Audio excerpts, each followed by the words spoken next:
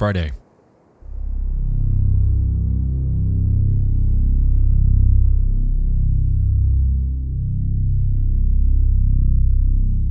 Joseph Shones was scouting some back roads in the Plumas National Forest. He spent the better part of the day navigating his Volkswagen in hopes of returning with his family the next day. However, due to harsh weather conditions, his venture led to his car becoming stuck around 5:30 p.m. Miles away from help and with dwindling options, he hopped out of his car to give it a push. In a strikingly unlucky turn of events though, this physical exertion would lead to him enduring a heart attack at the worst possible place and the worst possible time. He returns to the confines of his vehicle, enduring the pain and contemplating on what to do. A short while later though, he'd catch his biggest break.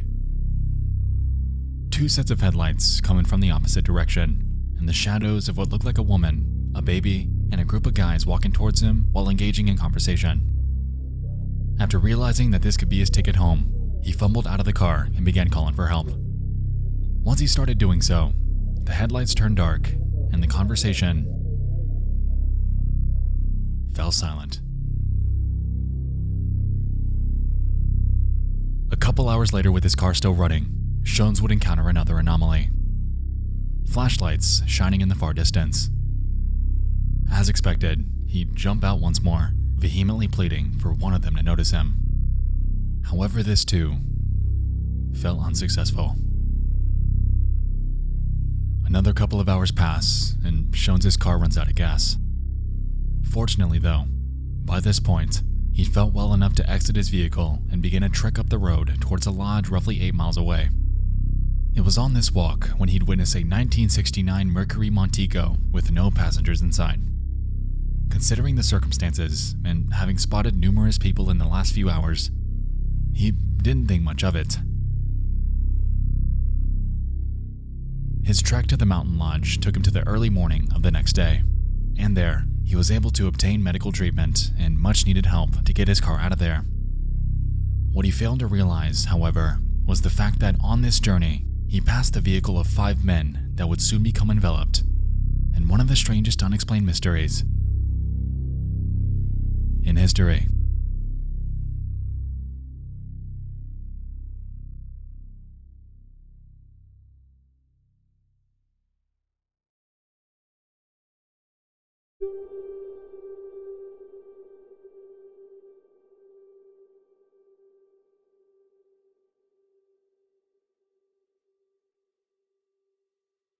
February 24th.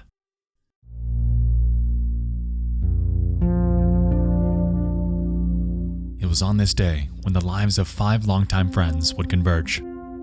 30-year-old Jack Madruga would make his rounds within Yuba City in Oroville, California to pick up the others for a night out at a Chico State basketball game. 29-year-old William Sterling, 24-year-old Jack Hewitt, 32-year-old Theodore Wire, and 25-year-old Gary Mathias made up this close-knit bunch, commonly referred to as the Boys, and they were all eager for a night out before competing in a basketball game of their own.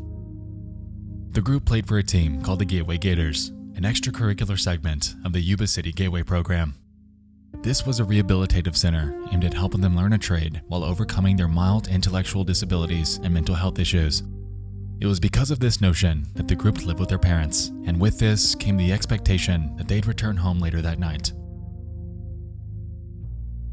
Jack Madruga, the owner of his prized 1969 Mercury Montego, was known to have recently worked as a dishwasher at a local fruit company. He was keen on handling his finances. However, due to what family describes as him being slow in thought, he found it difficult to maintain a job. William Sterling was known to be Madruga's best friend. He was deeply religious and enjoyed spending his free time reading literature to console patients in mental hospitals. Ted Wire, the oldest of the bunch, enjoyed confiding in his friends, however was known to lack basic common sense. According to his brother, he was known to have spent over $100 on pencils for no reason. He was employed for a bit as a janitor and a snack bar clerk, but was later urged by his family to quit, since they believed he was causing problems. Jack Hewitt was known to be slow to react and typically hung around Wire. He was taken under his wing, so to speak, and frequently required his help to perform basic tasks such as dialing phone numbers. Gary Matthias was the most enigmatic of the group. He was the only one that lacked an intellectual disability, however, in its place, suffered severe mental health issues. The most prominent was his schizophrenia, which was the cause of his discharge from his brief time in the army. Both Matthias and Jack Madruga were the only two in the group that possessed a driver's license. And so they embarked. A roughly 1-hour trip was ahead of them, and conversation ensued surrounding sports in the anticipation of a win for themselves the very next day.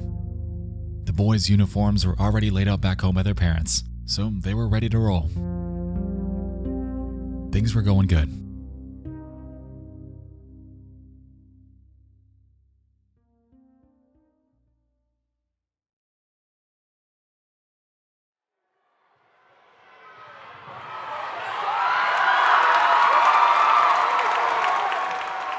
PM. Chico State's road opponent UC Davis takes the win. Considering the men's favorite team were UC Davis, it's safe to say that celebratory snacking was in order. They hit up a local convenience store by the name of Bear's, where they loaded up on a Hostess cherry pie, a lemon pie, a Snickers bar, a Marathon bar, a couple Pepsis, and a quart of milk. It's been noted that the clerk that checked them out that night was trying to close, and as a result was mildly annoyed by them being there. Little did they know that they'd be one of the last ones to ever witness this group alive. The boys jump back in the car and embark on their journey back home.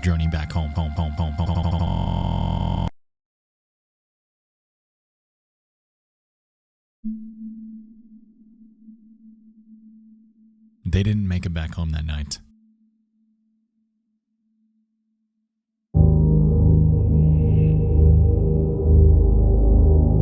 Instead of driving south, they took a detour east. Their journey that night encompassed their ride from Oroville to Chico. You would think that they'd head straight back down Highway 99 and Highway 70, but that didn't happen. Right before arriving in Oroville, the driver took a detour off of Highway 70 and onto the Oroville-Quincy Highway, a road that runs across Lake Oroville and up towards the Plumas National Forest. They drove until the road ended and continued their journey up a dirt trail until their vehicle became stuck in the snowdrift. It's unclear what happened from this point forward, but sometime after this arrival, they'd exit the confines of their car and embark into the night. Back at the lodge, Joe Shones' medical treatment had gone well. He paid no mind to the Mercury Montego since it wasn't out of the ordinary, and by midday, he was able to get his car gassed up and headed home. Concurrently, since the boys were nowhere to be found, the mothers of Ted Wire and William Sterling were contacting police, pleading for help in finding their children. It was out of character for every single one of them to be away from home for prolonged periods of time. And so they believed that the worst had happened to them.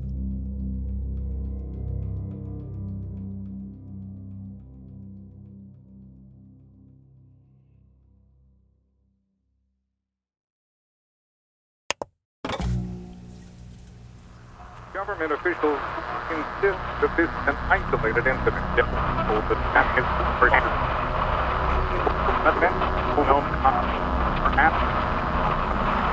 We will continue to keep you informed as this story unfolds. Tuesday.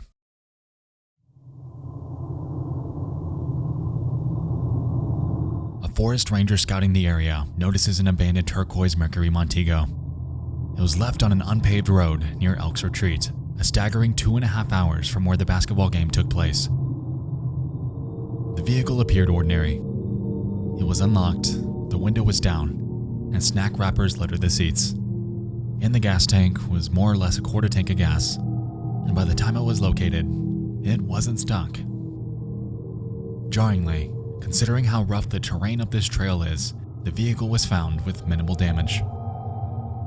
Yuba County PD began broadcasting the details and photos of the missing men, and for the next 5 days, their search team would scour the region.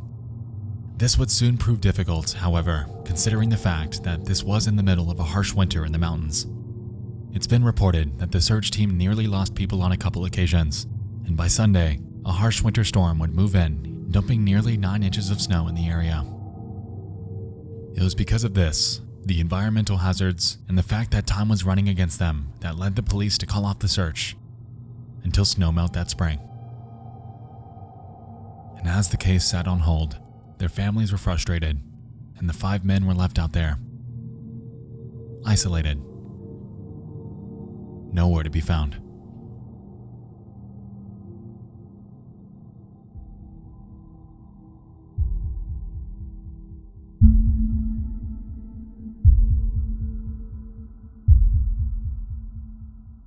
June. A group of bikers are out on a weekend ride and head up onto the sites of an abandoned Forest Service trailer at the Daniel Zink campground near Bucks Lake. The facility involved a main, large trailer in the middle with multiple smaller satellite ones around it. When they pulled in, they noticed a prominent, malodorous smell emanating from the main structure. Immediately after, a broken window. They head inside, curious on what they've stumbled upon, and a body. From head to toe were bed sheets concealing their identity, and after pulling them off, they discovered that it was one of the 5 men that disappeared 4 months prior. It was Ted Wire, 80 pounds lighter and with a considerable beard, lending credence to the possibility that he took refuge here for more or less 2 months. In the bed, they discovered his body with his shoes missing. With that, his feet badly frostbitten. It appeared that he passed away due to starvation and exposure to the elements. However, he strangely could have avoided this fate altogether. Since he took shelter inside of a Forest Service trailer, he had access to ample heat sources and enough canned food to last all 5 men months if they chose to stay there. While they found 12 open cans scattered throughout the room, the vast majority of them were unopened, and it also appeared that no effort was taken to block off the window that was broken when they entered. The scene? Bewildering, especially considering that it was 19 miles away from where Joe Shones spotted their abandoned car. But all in all, it was the jumpstart investigators needed to get back on this case. The search continued. With mounting public attention and hope for closure, search teams prowled the new focus area southeast of Bucks Lake. It would only take a day before they'd catch their next break, too. On June 8th, police discovered the corpses of Bill Sterling and Jack Madruga nearly 5 miles south of where Ted Wire was found. In Madruga's pocket, his car keys. It was noted that he'd been dragged a short distance and was partially eaten by animals. For Sterling, his remains were scattered around the area a few feet away. He was nothing but bones. Since the bodies were discovered closer to the vehicle and on a potential road they could have taken northbound, they believed that on their hike, the pair couldn't press on any further and met their demise through a combination of the elements and mounting fatigue. 2 days later, the father of Jack Hewitt discovers numerous articles of clothing belonging to him a couple of miles northeast of the service trailer.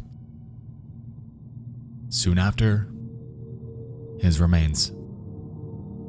Interestingly, a short distance west of their location, service blankets and flashlights were discovered lying by the road.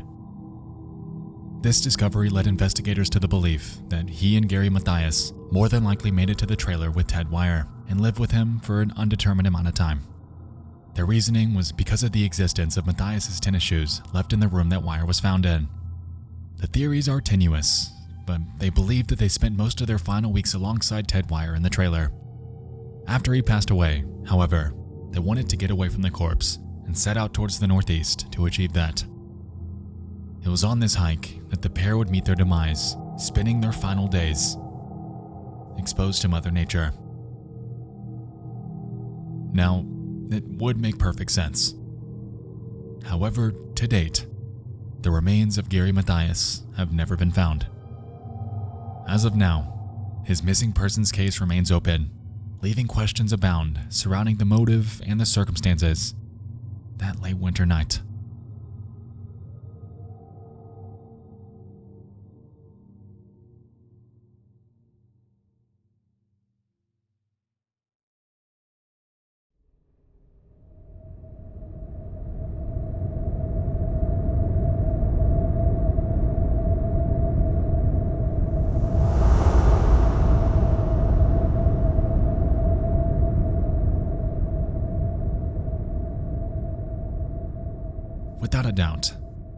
There are questions about this case. The main one, though, encompasses the following. Why did they not head home? Backing up and taking a look at this case presents an anomaly that's frequently brought up. Gary Mathias. He had a friend that lived in Forbstown, a few miles away from Oroville and where the car was found. This has led many to consider the potential that Mathias had more to do with this than some were letting on. If we take a look at their route that night, mapping it from Chico to where they abandoned the car, it makes sense. The Oroville-Quincy Highway is just north of Oroville, and the potential of Gary Mathias having driven up there in the past wouldn't be far-fetched. So let's entertain the idea that Madruga was convinced. He drove the car up the Oroville-Quincy Highway and missed the turnoff to Forbstown Road. As a result of this, he kept driving and driving until he eventually became stuck miles up a mountain trail. Now, up to this point, the events that night seem like honest, innocent mishaps. What led the mother of Jack Madruga to think otherwise, however, was the fact that after they were stuck, why, with 5 sizable guys that could have rectified the situation with relative ease, did they decide to abandon the car and press onwards into the unknown? What was restricting them from turning back and undoing the mistake that they'd gotten themselves into? According to Jack's mother, she pled that there was some force that made them go up there. They wouldn't have fled off in the woods like a bunch of quail. We know good and well that someone made them do it. We can't visualize someone getting the upper hand on those 5 men, but we know it must have been. Considering the circumstances at the time, postulating the potential of nefarious activity wouldn't be out of the ordinary. The state that Jack Madruga's car was found in led to even further questions than it did answers. According to reports, his car was found in immaculate condition, something almost unheard of considering the rugged terrain that existed on the road they'd taken. With 5 moderately sized men packed into an already heavy and low-sitting vehicle, undercarriage damage was nearly a guarantee. Given the fact that Jack had never driven up on this road before, it seemed weird that he was able to navigate it with such prowess near midnight. Furthermore, when the car was found, Jack's window was rolled down, which his mother claimed was extremely uncharacteristic of him. Bearing in mind that Mathias and Madruga were the only 2 with driver's licenses, suspicion grew regarding the actual driver that night. Was Jack Madruga truly at the wheel, or did Mathias demand the keys while taking them up there? Considering Mathias' numerous run-ins with the law, this wouldn't be entirely outside the realm of possibility.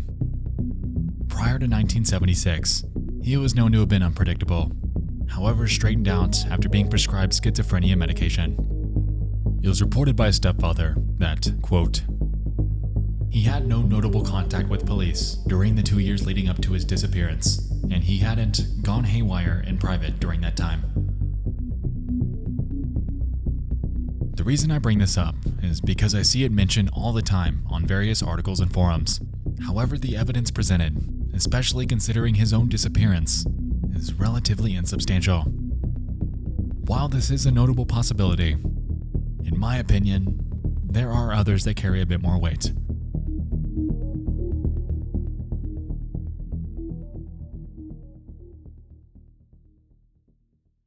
Let's talk about Joseph Shones. We can recall that he spent the better part of his Friday night stuck around the same area the boys were. It's staggering that he spent most of his night under the unluckiest of circumstances. However, I digress. In his testimony, he claimed that he witnessed something. A group consisting of a woman, a man, and a baby, all walking within the path of 2 sets of headlights. If we're assuming that his recollection is correct, then this leaves us questioning the identities of the other party involved. Ted Wyer's sister has come forth, theorizing on the potential that the men witnessed something nefarious that night, sometime after the basketball game. Perhaps they saw an attack or some sort of signal, whether domestic or not, and decided to follow the family to help. I'm not entirely sure how large the distance between Shones and the group he witnessed were, but hearing the cries of someone in need would surely spark some sort of desire to help instead of shutting up entirely. I find it strange that the headlights cut off and the conversations halted in both instances when he saw people. While the circumstances don't scream maliciousness, they definitely don't drive the situation towards innocence. That is, if his recollection was correct. You see, since this testimony came out, Shones' story had slightly changed each time he shared it. While this, of course, could be a simple case of memory distortion, the notion that he changed it at all ultimately weakens his story altogether. According to sources, conversing with Shones after the fact was admittedly frustrating. He would claim that he was very ill during the moments he believed he witnessed the others, and essentially admitted that he could have hallucinated some of the details. Bearing in mind that the other parties stopped dead in their tracks both times he called out for them, it could have easily been a figment of his imagination. But what if it wasn't? That's just it.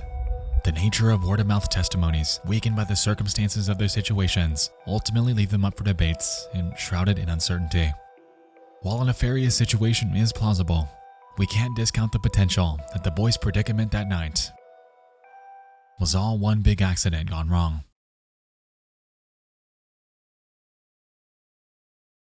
Let's put Gary Mathias in the spotlight once more. Entertain this. The men are at the game. All's going well, and they leave that night without issue. They hit up Bears to grab some snacks before hitting the road back home.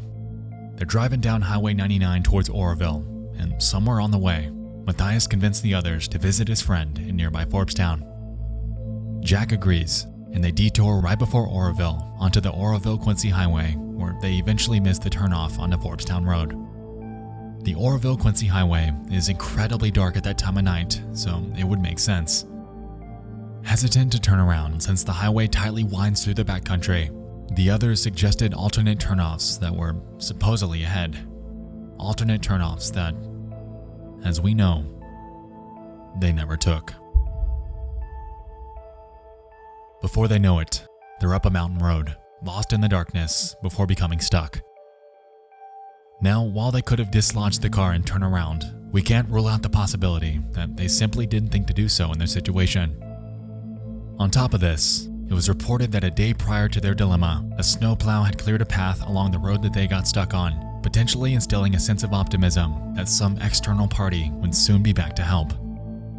A party that never came.